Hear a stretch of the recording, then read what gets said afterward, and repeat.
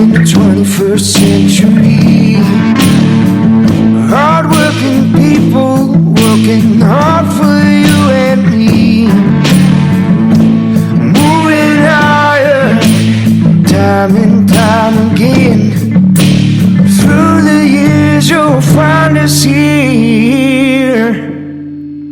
Moving higher. Hello and welcome to Moving Iron Podcast. Markets with Chip Nellinger. Chip is with Blue Reef Agmarketing out of Morton, Illinois, and this edition of the Moving Iron Podcast is brought to you by Dawsontire and Will, the premier ag tire and wheel provider in North America, helping people grow.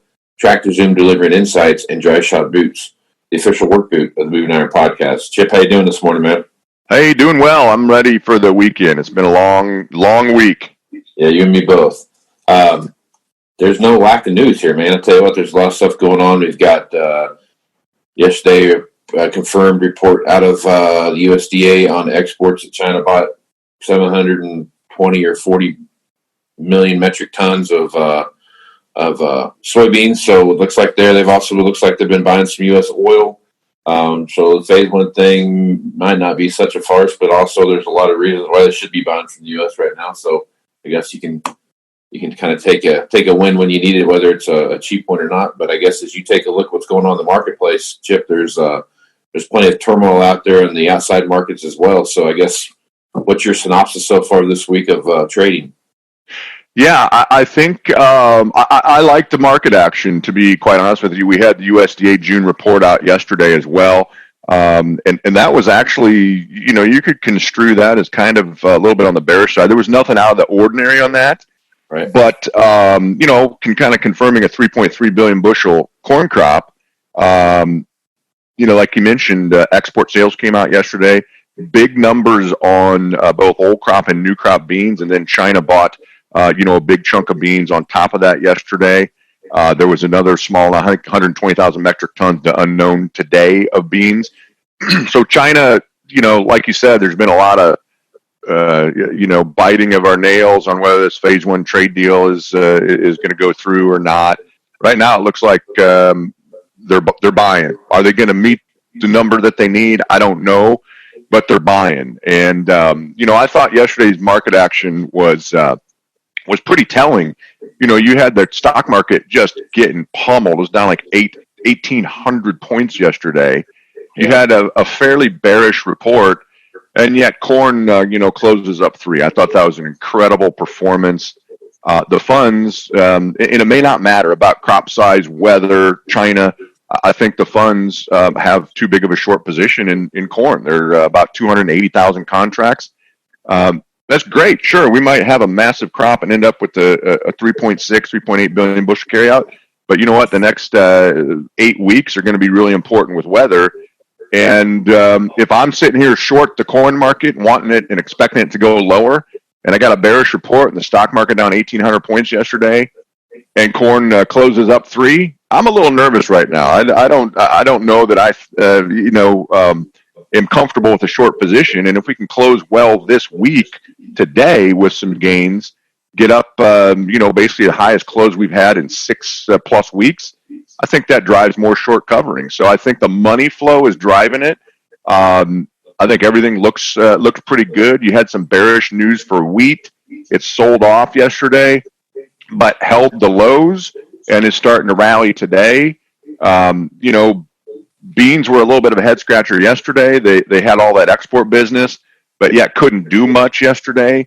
But they're back kind of leading the way higher, up 6.5 cents on the highs here on Friday as we speak right now so far. So I like the action. I think the funds, may be looking to buy some contracts in here, add a little risk premium to the, the next 6 weeks. Weather's going to be pretty critical.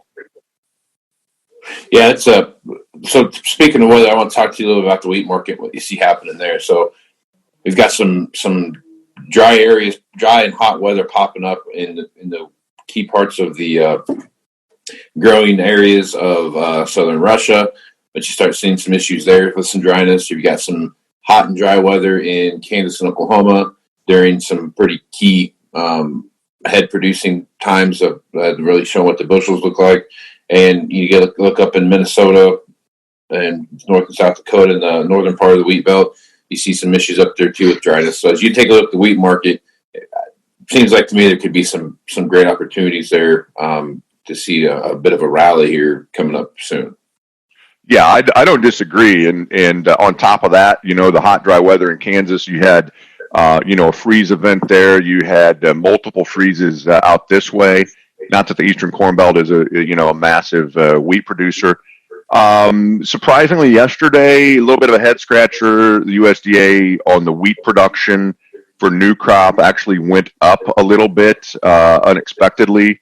Not massive numbers, but they increased Kansas, several other states. I think that took the market a little bit by surprise, and we kind of had a rough day yesterday. But I think the silver lining is it held the previous lows, and like you mentioned, I think we're now set up for as harvest kicks off in full swing in Kansas. I think we're set up for a little bit of disappointment there because the market has been told by the USDA that there's a big crop. I think the other thing this morning is interesting. There's some news out of France, in particular, parts of Europe. They had been really dry. They had received some rain recently, but yet their crop conditions didn't really improve. And so I think that's going to be a little bit supportive. And it's almost anymore. Wheat has always been a world market, and more than ever it is now. And so I think Europe and Russia, Ukraine, the Black Sea area in particular is really important. So, and they've struggled with dryness for going on a couple of years now. So I think you're right. I think as you get harvest going in that area of the world, we're probably set up for some disappointing yield results, and I'm not so sure you're not going to see maybe a little bit of a disappointing tone in yields in Kansas too, especially those drier areas in the western part of the state. So if so, the funds are short wheat, not a massive position like they have in corn. But, you get harvest advancing and some disappointing news or a little bit of bullish news out of, Europe and the Black Sea area. Get these funds wanting out of their shorts. You can have explosive counter-seasonal moves, and I think you got to be on the lookout for that in the wheat market. And if you see that, that'll help spill over, help support corn as well. So you just have even today, an overwhelmingly bearish mindset, especially in corn. And I think that could maybe drive a rally. I'm not saying you're going back to $4 corn, but you could rally corn 20, 25 cents very easily just because, right? And right now there's not a lot of threatening weather. If we get 2-3 weeks down the road and we get some heat building up, I know out your way it's going to get hot here, but it's not like the type of system where it's going to set up and be hot for the next 8 weeks. But if you get some sort of a blocking ridge buildup, I mean, these markets could surprise us to the upside. So we'll see what happens. But the next 6 or 8 weeks is going to be critically important on weather. Right on. All right, so let's jump over and talk about the protein complex for a little bit here. Pork demand has shot up a little bit, largely because of the price of beef, but also on the beef side, if you take a look at where we're at in daily slaughters, we're like 95% of where we were last year. So that part of the funnel is getting pretty well cleared out, and we're kind of on our way back to regular slaughter rates. But as you take a look at those two markets, you kind of have the tell two cities here. You got, the pork market is showing some real gain here because of the price of beef, but beef on the other hand, we're getting the supply back out there and demand's still high, but prices of box beef are still through the roof. So I guess as you look at the protein complex and what you see happening there between pork and beef, I guess what's your take on what you've seen so far this week? Yeah, I think the hog market is a little more kind of in an oversupply type situation in the very short run here. We've increased the kills. We're kind of getting that back to normal, or as normal as we've been in a long, long time. And that's pressured the front end. So we got a lot of weight we're dealing with right now, heavy, not only the hogs, but, packing the weight on these cattle that have backed up. Right. I think what the market, hogs and cattle both, are kind of waiting for and hoping for is just some stability, right? We had, it's just been so unprecedented. you have this big, massive washout, and then plants close, and then you have, essentially shortages, and we can't get enough killed, and pork and beef prices, basically rally to record all-time highs. And now they're back down. They're coming back down sharply as you increase the kills and the supply. So I think what we need is just some stability. I think that's what the market's searching for, and they haven't quite got it. I think in the next 2 weeks to 3 weeks, you will get back a little more normal and stabilize things. And then I think you can look out, and we got some friendly things out there. We've had 2 cattle on feed reports for the past 2 months in a row that show, essentially the fewest number of cattle on feed out here ahead of us in years and years. And I think we've seen way more liquidation on the hog side as well. Now, I think here in about less than 2 weeks, we're going to get a quarterly hogs and pigs report. And that's going to be very interesting because I think we've had a lot of sow slaughter, running at 10+ year highs. I think we've had a lot of feeder pig liquidation as well. And so I think that if we can just stabilize things, you get out here late summer, things can get a lot better for both the hog and the cattle industry, and maybe talk about some higher prices in here for a change, and that would be a welcome development. But first, we just have to have stability, and we haven't quite got there. I think we're closer than we have been in a long, long time, but it still may take a couple of weeks. You stabilize these cash cattle and kind of stabilize the pork cutout a little bit, and then I think the market will take a big sigh of relief and then talk about, okay, we weathered that storm. What's out in front of us? Right. All right. So the last thing I'll talk about is, ethanol is going to carry the day when it comes to overall the rise of the corn price, what we see happening there. And directly tied to that is the price of oil. So as you start taking a look at oil right now, what are your thoughts there? I mean, we're starting to see some West Texas is getting really close to that $40 mark. So I guess as you start looking around, what are you thinking there? Yeah, that has the oil market's probably one of the purest markets that we have. When I say pure, I mean the fewest amount of intervention, right? Meaning the industry lets price dictate, and we obviously had those negative levels. We got oil to a low enough level, it shut a bunch of production off. And now you're starting to see states open back up, people back out on the roads, driving, going back to work. And we had a big down day yesterday, obviously, but we're still sitting in this $36, $37 range on crude oil prices. You've seen a big rally in gasoline, and each weekly energy report that comes out on Wednesday has shown for about 4 weeks in a row just surging demand. Now we're not back to normal yet, but it's coming back faster than I think anyone expected, quite honestly, faster than I expected for sure.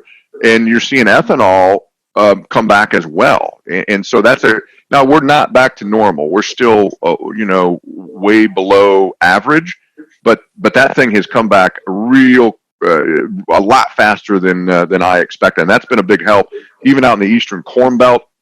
Some of these, where things are a little bit tighter as far as corn supply and basis, some of these plants are coming back online, and I think that's a good sign, big picture, that, like we were just talking in the livestock side, right? It shows that at least that stability, people can take a big sigh of relief and say, okay, if we can stabilize oil in the upper 20s to $40 range, we can kind of function this thing. We're getting down in the single digits, nobody can function there. So hopefully we're kind of back to normal. We can continue to see ethanol, pick back up and maybe get back to normal here sooner rather than later. And the faster that comes back to normal, the better that's going to be for corn demand and, stabilizing prices and working against the argument of some stupid low, 220 number this fall for corn. Yep. Yeah. All right, Chip. So good stuff as usual. Taking a look out there right now. Any other things that you're paying attention to that we should be watching coming up next week? Well, I think, again, it appears we're going to close these grains pretty well. I think that could bode well going into the end of the month of June. You got important reports on the 30th, which is stocks and acreage report for grains. So I think you could maybe see a surge of fund buying into the end of the month in here would be a good development.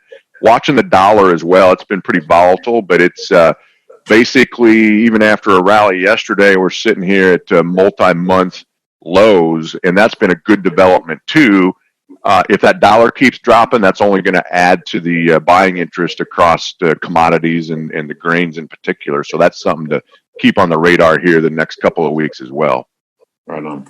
All right, Chip, well, good stuff as usual. Folks out there working on a plan or just need to talk to you about what you see happening in the marketplace. What's the best way to do that?